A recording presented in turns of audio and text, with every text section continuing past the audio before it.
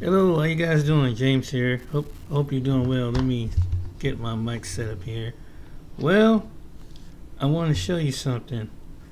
This is a topic that most people is on a supernatural realm, and but I'm coming from a scientific point of view when it comes to what's behind our body, our flesh, and I'm going to give you where does the soul and spirit goes once it leaves the body.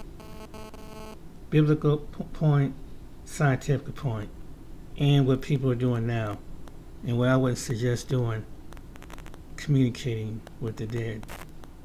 Here's why, but I should tell you later on. But scientists and philosophers have often questioned its existence.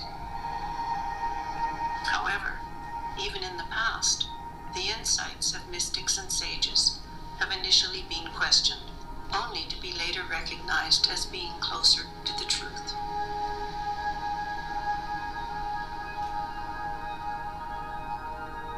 So, if we assume that such a thing as the soul exists, how does it manifest in human form? We asked author and heartfulness guide Dachi. So, based on the attitude of parents at the moment of conception,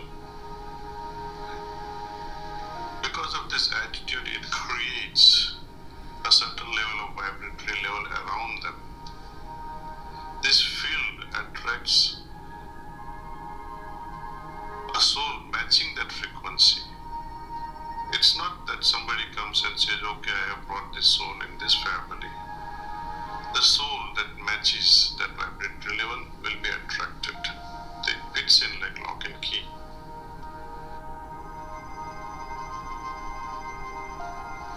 Human life starts with a sperm merging with an egg. It is a biological process that culminates in the birth of a baby. Where is the soul during this process? So the soul hovers around this mother's womb. The genetic process has started. It is the soul that becomes very important now by remaining outside in that vicinity of the womb. It starts applying its force. It accelerates this division of cells.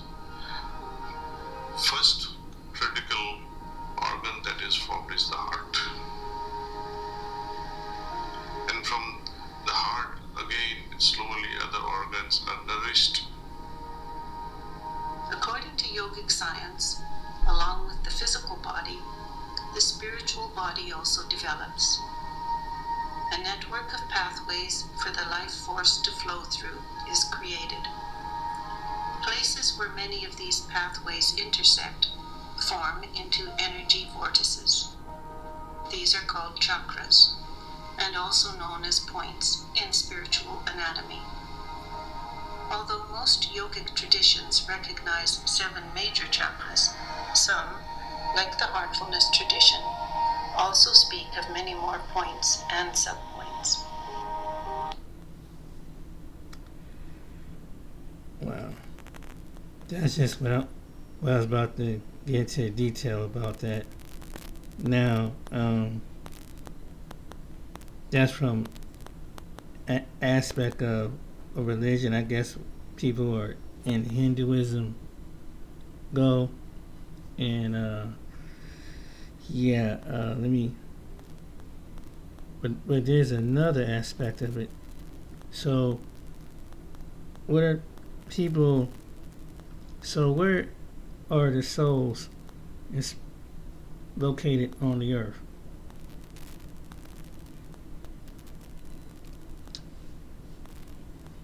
Well, hold on. Let me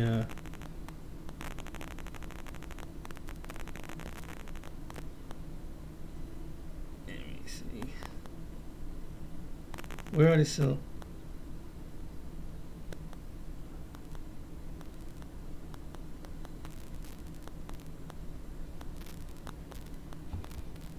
You know what? I'll get back to that. Let me.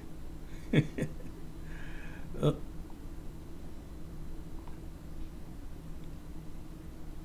Let me give you a little story. More rewards. Don't want to make it too long. More special offers. That's what new Fuel Rewards members get it.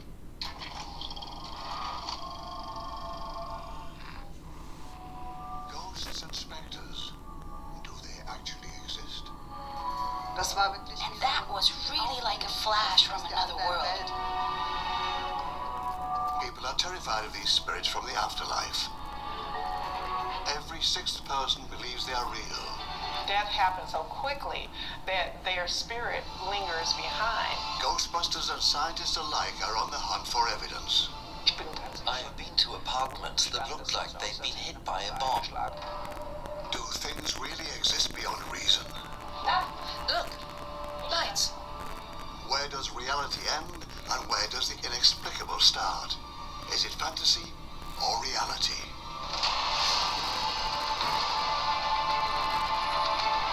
The great myths of mankind. Mysteries passed on over thousands of years. Inexplicable events, places shrouded in legend, and superhuman heroes. Even scientists are fascinated. Is there any truth to these ancient legends? Researchers across the globe are working hard to solve the greatest mysteries of our time.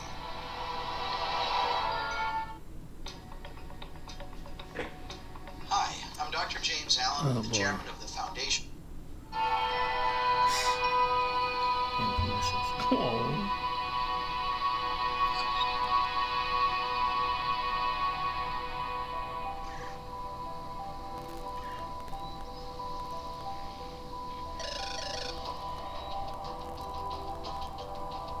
Schallenberg Castle in Lower Austria dates back to the medieval times and has a dark past.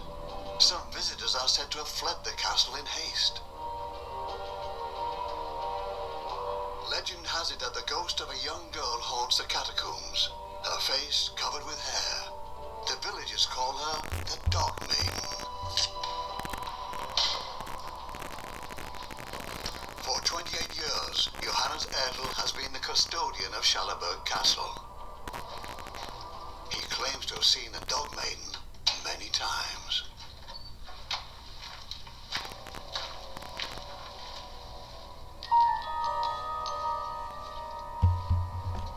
It all started one night when Erdl was checking the castle cellar. He says this was his first encounter with the ghost.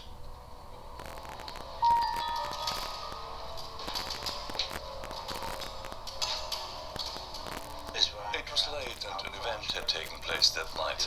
Everyone had gone home. I was patrolling the place to make sure everything was locked. Then I entered the crypt, where I was hit with a wall of fog. As the fog began to clear, the custodian was able to make out a shape. In his eyes, it looked just like the ghost of the Dog Maiden. There stood the Dark Maiden, around 5 feet 5 inches tall. Beautiful dark black hair. She had what resembled a dog's snout, but there was nothing mean about her. It was the first time Johannes Erdl ever saw a ghost. I was panicking. All of a sudden, the fog closed in on me, and the Dark Maiden passed through me.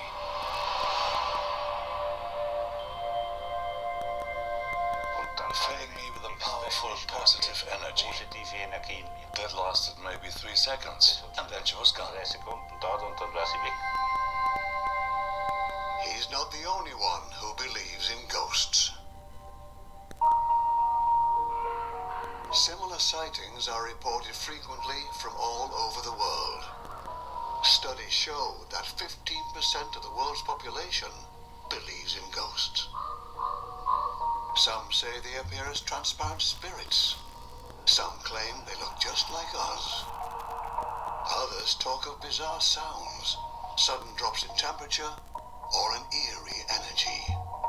The souls of the dead usually haunt old castles or cemeteries. Some believe that if a person loses their life in a cruel way, they can't find their way to the afterlife and wander between the worlds instead. The concept of a ghost, also known as a spectre, is based on a very ancient idea that a person's body is separate from their spirit, and when their body dies, their spirit goes on living. And many cultures actually developed funerary rites to make sure that the spirit would not come back and haunt the living.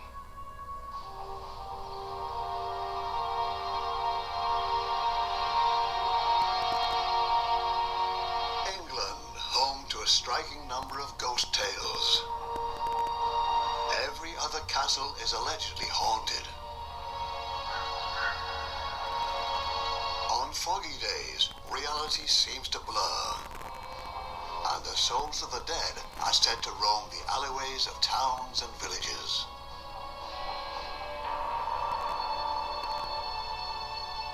Around 500 years ago, London becomes the scene of a horrible act. Henry VIII, King of England, orders the beheading of his second wife, Anne Boleyn, for failing to provide him with an heir to the throne.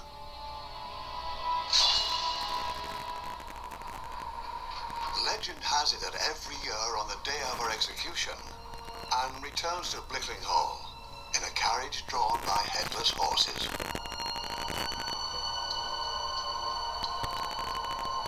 Until the break of day, her ghost wanders through the rooms of the mansion where she was born, holding her head in her hands.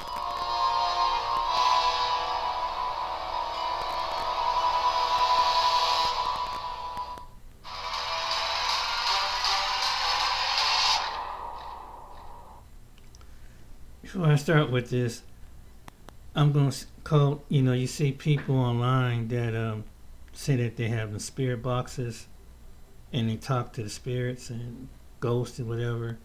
So I'm going to basically, well, what is the terminology in biblical sense of what they're doing? The Bible calls people who talk to the dead are necromancers, mediums, wizards, and those who consult with familiar spirits, condemning the practices as an abomination and punishable by death, as seen in Deuteronomy 18:10 and 12 and Leviticus 20:27. It's also described in King Saul consulting with the witch of Endor, a medium, in 1 Samuel 28. A necromancer. A necromancer is a consulter with familiar spirits, someone who seeks supernatural knowledge from the dead. The Bible forbids that, calling it detestable. A medium. A medium is a spiritualist, a person who claims to channel spirits, like the woman who is a medium or a mistress of a spirit Saul consulted with. A wizard. A wizard and sorceress is a broad term for those who practicing occult arts, including spiritualism. Deuteronomy 18:10 states that there's no one should be found among you, anyone who practices divination or is a sorcerer or enchanter or a spirit medium or a necromancer, or one who inquires of the dead. For whoever does these things is abomination to the Lord. Leviticus 20:27 declares a man or a woman who is a medium of necromancer should be put to death. They should be stoned with stones. Their blood should be upon them. Now, of course, we don't want to see that happen to people in our time.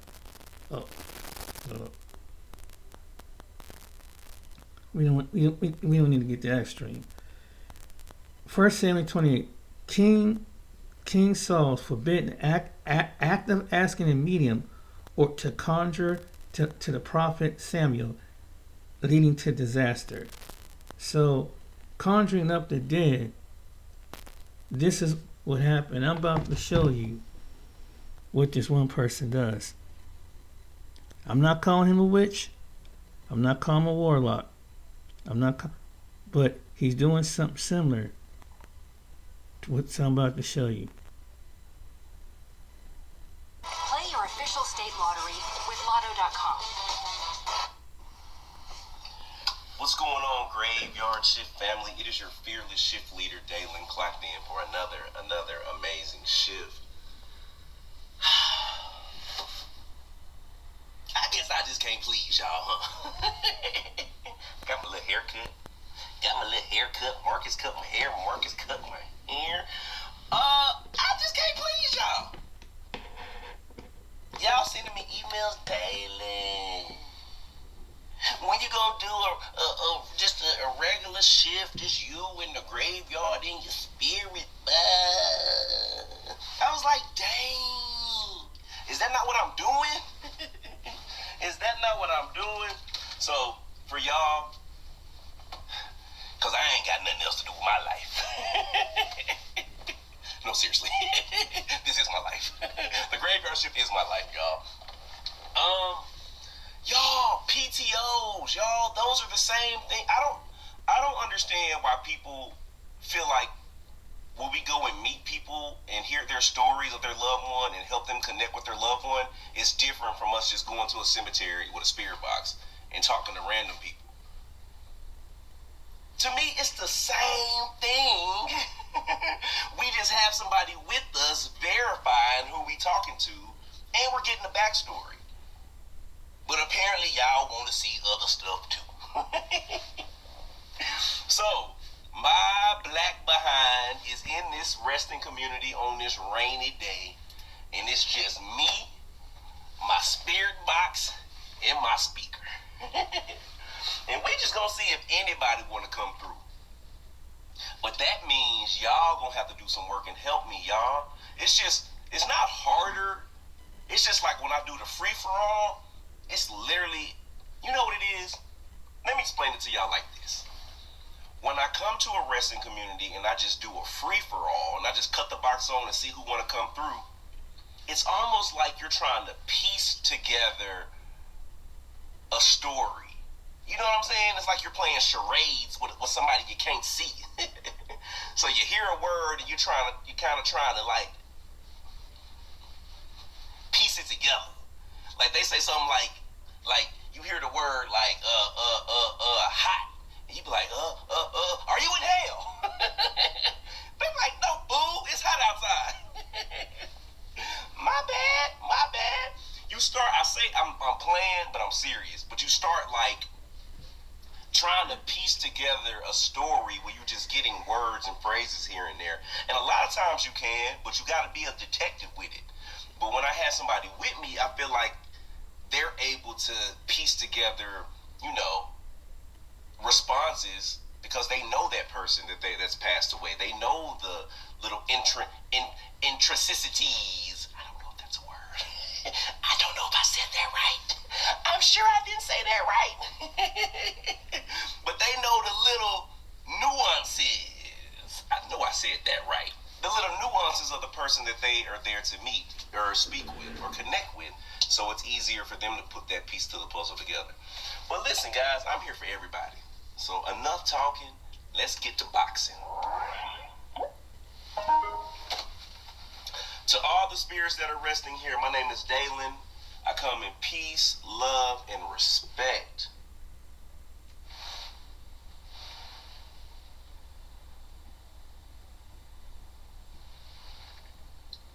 It got hard to breathe. It felt like really quickly, right then, it felt like I had just ran really fast. I was trying to catch my breath. Okay. If there's anyone here that would like to speak to me, please feel free to come through. I'm going to start with the necrophonic box, guys. We're going to do both. We're going to start with the necrophonic. We're literally in the cemetery. There's...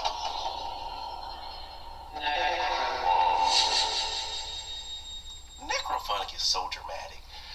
There's literally people resting on the sides and on the both sides and the front and the back of me. I'm smack dab in a little road in the cemetery. You see it right here, but literally there's graves right there, right here, right here. So it could be anybody coming in. It's just raining right now, y'all, and it's cold, so we got to sit in the car. All right. Is there anyone here that would like to speak to me?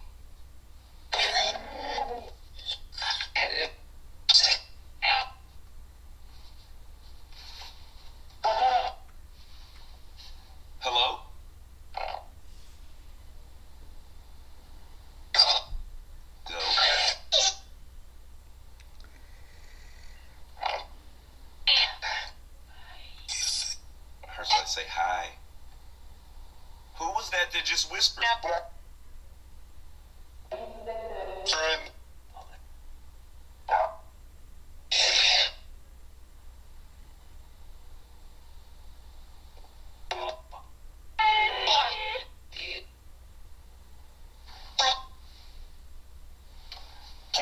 Can you tell me your name?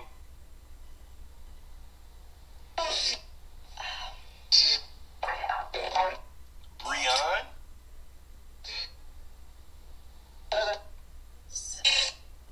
There's somebody whispering. It's the whisper that we're talking to. Is your name Breon?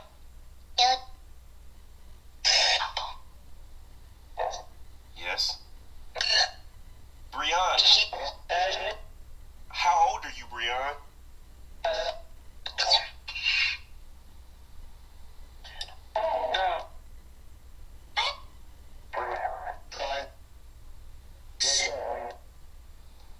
Breon, are you resting around me right now?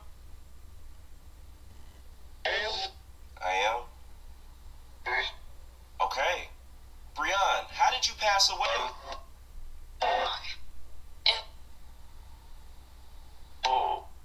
Machine learning is advancing, but businesses wonder if some machines can keep. Ooh, crazy, ain't it? Wow.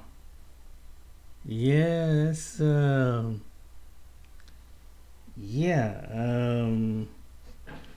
so I was looking up there's because what's the difference between the spirit and the soul, and I was trying to find information to share with you guys, because there's a between the spirit and the soul, between the spirit and the ghost too, and it's two separate, and I'm kind of find out they are in two different realms.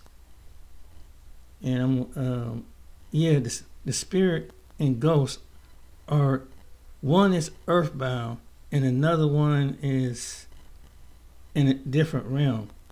So maybe he's talking to the earthbound ones, which is probably the ghost. He's been attacked. He showed that his own testimony, he's been attacked by these entities, and these other people been attacked. Something out of the supernatural, by tapping in, kind of scratch their arms, kind of wish past the head, and man, this is why the Most High didn't want us to deal with stuff like that, because when you tap into that world, you don't know what you're getting yourself into, and you don't know what's following you back home, because the Bible said that they go to and from in dry places. So in that realm over there, it's not like the realm is over here. There's eternity. So whatever you connected, whatever is drawn, it'll follow you back in the realm of the spirit, which means in earth realm. And the only way, for what I understand from being in church, you have to cast spirits out when it comes to bad spirits and send them back to their torment. Cast them out. And especially those that dwell, and then it depends on the scenario and the situation that you're in. But I'm about to give you, here's another one. Now, in the Bible, as you read the Bible through, and especially during this series as we focus... Where is the location of the soul in the barzakh? Where is it located? That's from Islam style. And this question, to be honest, even though it is discussed in some of our classical books, at the same time, Allah knows best, there seems to be a bit of a healthy skepticism that I think we should have, because the whole notion of time and location and space for the barzakh is completely separate from our own world. we understand that time is different for the soul. And at some level, we also understand that the three dimensions is different for the soul. So this notion of trying to pinpoint where the soul is from our dimension onto their dimension seems to be a theoretical question. And that is why there is no... Oh shit, sorry about that. My child has been doing this lately. Oh man, I don't know why it seems it cuts off some certain amount of time. It's got full charge. I don't know what the heck is going on with this. Hold on.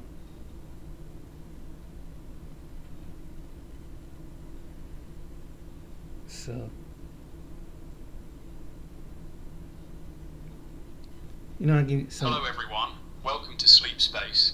Tonight we will talk about what dead people are doing right now. Thank you for being here, settling in, and giving yourself this moment of quiet curiosity. This is a topic that people have wondered about for as long as humans have existed. One of those questions that sits between fear and fascination. And even though no one alive can give a definitive answer, we can explore what countless cultures, near-death accounts, ancient traditions, and modern theories point toward. Tonight, we gently step into that mystery, not to chase fear, but to open ourselves to wonder. When people imagine the dead, they usually picture stillness, a silent place, emptiness. Yet across humanity's entire history, that idea is almost never the one people naturally settle on. Instead, every culture, separated by oceans, centuries, belief systems, has insisted that the dead are somewhere, doing something, that they continue, that consciousness doesn't simply shut off like a light switch, but instead shifts into a different state, one we can't observe from here, at least not directly. Some traditions describe it as movement, others as rest, others as a kind of ongoing learning. What's fascinating is how often these descriptions overlap, despite having no connection to one another. So tonight, imagine that existence doesn't end, it simply changes location. Imagine that behind the veil of what we call death, there's activity. Not busy, chaotic activity, but meaningful, intentional experience. Something that makes sense to the soul, even if we can't fully grasp it from this side. Many people who have had near-death experiences describe an immediate sense of being somewhere without a body, as if consciousness suddenly expands beyond its previous limits. They describe clarity, awareness, and the ability to perceive reality from multiple angles at once. They speak of being surrounded by presence, sometimes familiar loved ones, sometimes beings that don't match any earthly category. These experiences, repeated by hundreds of thousands of people worldwide, give us one of the first clues about what the dead may be doing right now. Simply existing in a form where awareness is liberated from the physical body. They often describe a sense of understanding, the way a child might suddenly understand the rules of a game once they've grown older. Not because someone explained it, but because something inside them expanded. What's striking is how frequently people talk about communication without words, almost as if the barrier of language disappears. That suggests that the dead aren't silent, they aren't frozen. Instead, they seem to communicate through thought, intention, feeling, and shared awareness. If that's true, then right now, at this very moment, those who have passed on might be engaged in connection far deeper than any earthly conversation could express. There is no waiting in line, no awkward pauses, no misunderstanding. Just direct, instant understanding. A kind of communication that doesn't require lips, sound waves, or time. Another idea that appears again and again is the concept of a life review. Not as punishment, not as judgment, but as understanding. Many people describe it as reliving their entire life in an instant, but with full emotional awareness. Not just what they felt, but what everyone around them felt as well. Imagine being able to see your actions not through your own eyes, but through the eyes of every person your life ever touched. That kind of review would take immense compassion and emotional capacity. So if it does happen, the dead might currently be engaged in something like processing, integrating, and absorbing the meaning of the life they just lived. It's not torture, it's clarity. It's as if they're putting a puzzle together, one where every moment has a place. People often describe this process as peaceful, gentle, and filled with love. So maybe right now, the dead are in a state of reflection, not stuck or stagnant, but gaining perspective. Imagine watching a movie you've already lived, but finally understanding the scenes you never understood.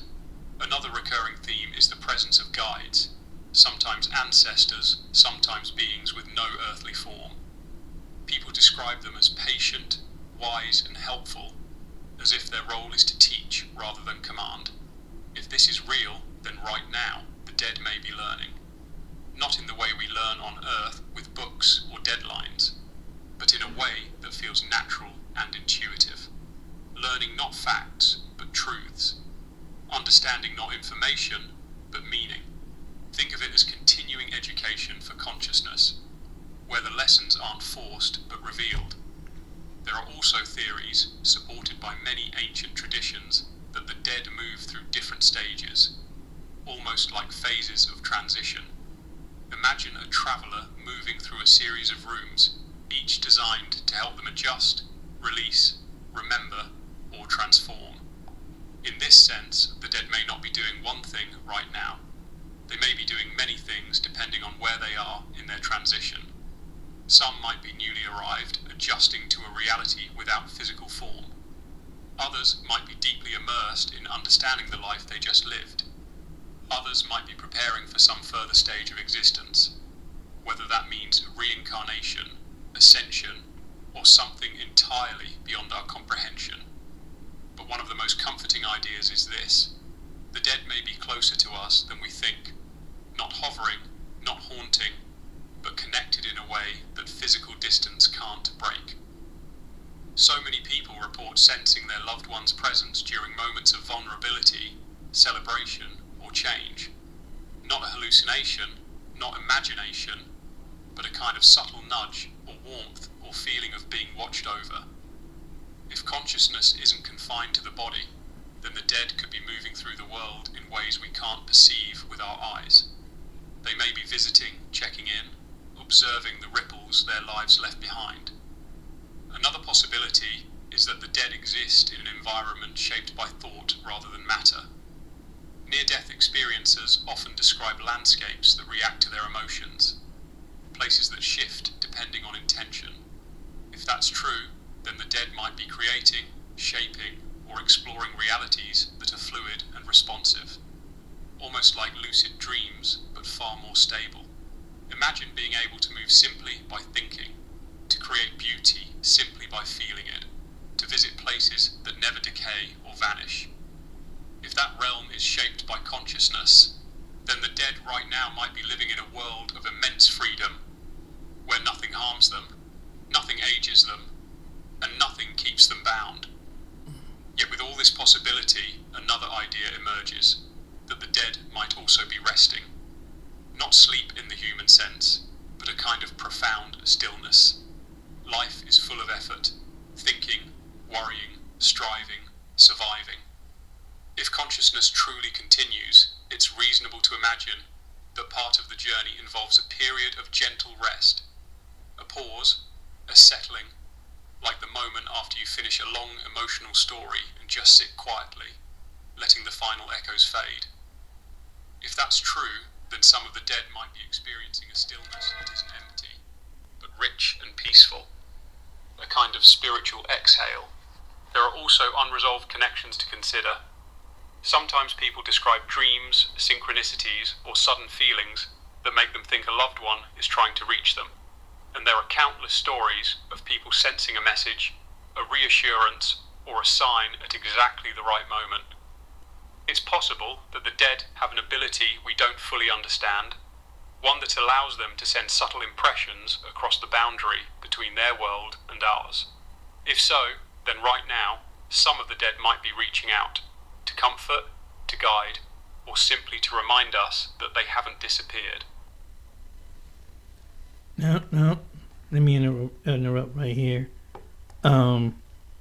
Also, this might be, it'll make a lot of people's sense. Most of us who pray, God give us an ability to hear His voice, and how does He communicate with us? Through spirit and the truth, right? So He talks with us in our spirit, and so when we stay silent, and through our thought process, He communicates, and you'll know because he communicates from within the spirit. But sometimes the enemy try to hit you up here, but he can't get in here. God speaks from within your being. So sometimes you, for a person who's prayed, you feel a sense of peace. You feel a sense of when you have a relationship through Jesus Christ. So when you pray, there are people that actually hear from God before they read their Bible, they fast, they pray, and so when you fast and you praying, and you discipline yourself, that's when your spirit's able to open up even more. And that's why fasting and prayer, from what I believe, was central. So the Most High, through His Son Yeshua, Jesus Christ, basically can instruct you on what's going on, what you need to do in your life, where you're coming short. Because sometimes we can't hear with our natural senses. So therefore, we stay in prayer. He also helps you, guides you, and when he gives you the scriptures, what to look at and what to find and what to lay out. A true pastor, a true prophet, a true evangelist who hear from God would show you, and they get guided. And it's not of them. A lot of people, it's some things when you know a person, they say, you ever hear this when you go to church? Like, yeah, I was starting off with this message, but the Most High led to me this message. He was able to communicate with them to give the message to the people through this person because they were open up to the prayer. Prayer and worship opens up from an aspect of worship and praise. So of course, in the natural, you're communicating through. So He's communicating you through what you're being, and it's into your thought. And that's how when we talk to the Father, even though we can sound, you moving your lips, but you're moving your thought. So He's communicating you with your being. That's and what the man was saying. So, and this won't confuse. This is not strange. This is not, and so there's a connection within the other side of the life. Eternity is next to time. So everything is outside our time, our senses. We feel, we taste, we hear, we smell, we touch. Over eternity, it's outside of that because, and some people can feel, some people can sense. And it completely is through the sense of smell, sometimes an audible ear, and sometimes when you close your eyes and when you sleep, they communicate because you're resting then, and that's when you're vulnerable. That's when you can hear God the most because we got so much activity going around us, TV, phones, family, individuals.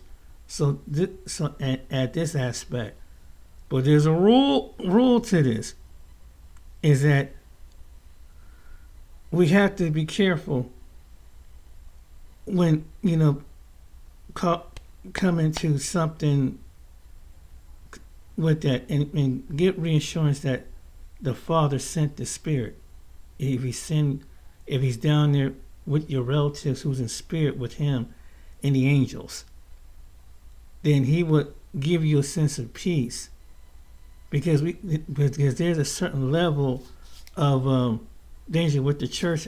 Some believers is right because you don't, and some Christians are not at that level of understanding, it takes a mature person in the Word of God to distinguish and be led by the Spirit of the Most High, because He'll let you know what is of His kingdom and what is of not of His kingdom. Because the enemy tries to come like an angel of light. That's in Scripture too. So in the realm of the Spirit, it's the same way. Familiar spirits try to see, because once the familiar spirits walked on the earth, so they know the makeup of the people. They know and in that kingdom, they can make up the person of who your relative is. Yes, they have that ability. What we rise as shapeshifters in the natural. That comes from the spirit realm. In the shapeshifters, like something that transform, and there are people that experience it. I've experienced a shapeshifter here in my apartment. It was a big old spider that was coming, and then when I went to kill it, and it didn't run, it didn't shoot, it didn't go nowhere. It disappeared. That's come from another dimension. This stuff is really deep. So whatever comes out, there's good that works in the realm, and it's bad that works in the realm. So people have to be wise, and communicating with the deceased is very, very dangerous, because the brother don't understand that these familiar spirits can transform. And by him communicating the spirit box, we don't know what that he's communicating with. Because even though those spirits are earthbound, there are demons that are earthbound. All demonic spirits are not. There are some that are drawn up to the earth to come walk among us. So, and they can and with it, whoever passed away, they have the ability to do that. The kingdom of heaven and the kingdom of hell has the ability to do that. So that's what people need to be aware. And I'm just making this video out of caution, not to critique, but this is the reason why the Most High didn't want us to deal in that realm and only come through Him. Because He's in the eternal realm where Jesus Christ is at. They see the whole thing, what we can't see. And that's why they have the angels here to protect us, those who have a relationship. That's why it's good to have a relationship with the Most High, because you don't know what's in the realm around you. Spirit boxes, Ouija boards, tarot cards, all that stuff, man. You open up, and then not only that they have done lately, they do this thing on fire and water. Now, in some cities, they say, well, that's supposed to bring good luck by some ancient tradition. That may be so by ancient tradition, but you open up the realm between the fire and the water. That's coming from another. That opens up a separate dimension that's in the earth. And the only one that can give you that knowledge is the Father Himself. And we have to pray for that, not because whatever's released out of that realm, just like they did with the CERN, trying to do something up there and open up the universe, whatever, trying to get some kind of what's beyond beyond. It's the same way within the earth. These people don't understand when you're messing with something. You don't know what's on the other side. That's why you permit it. And I know this from personal experience, because long time ago, I messed with a Ouija board. And I tapped into something I wasn't supposed to tap into, and someone introduced me to it. And even though some people can dispel and say, oh, that's just no. It's something on the other side you need to see. You need to learn about this. I'm not to see, but you need to understand what you're dealing with. That's why people say, don't do it. Do not mess with the devil's hand tools. Because when you mess with his tools, he's going to show up. He's going to come to steal, kill, and destroy. He's going to take your mind. These spirits ain't nothing to play with. Don't play with the afterlife. That's why the Father. If you want to know, ask the Father. That's the best bet. The love of Jesus Christ. Because if you don't, you're dealing with something in a realm you do not want.